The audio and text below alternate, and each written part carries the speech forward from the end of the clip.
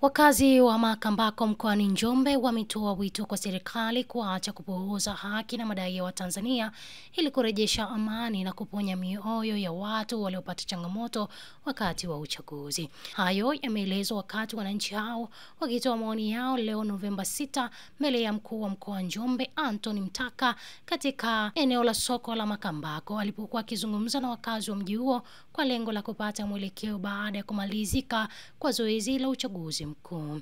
Enoch Mponda ni miongoni mwa wananchi waliopata nafasi ya kutoa maoni ambaye amesema kuna kila sababu ya viongozi kutafakari kilichotokea na kutokupuuza madai ya wananchi huku akiwataka kutenda haki. Aidha, mkuu wa mkoa wa Njombe Anthony Mtaka amesema Njombe ni miongoni mwa mkoa uliopita salama katika kipindi cha uchaguzi kutokana na jitihada walizoweka ili kuhakikisha usalama, ambapo amewahakikishia wananchi usalama na kuwataka kuendelea na shughuli zao.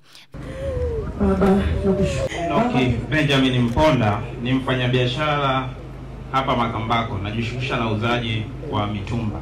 Sasa tusipuuze yanayotokea, kwa sababu mitandaoni watu waliongea na watu wakapuuza, wakasema hakuna mtu anayeweza kukichafua Tanzania.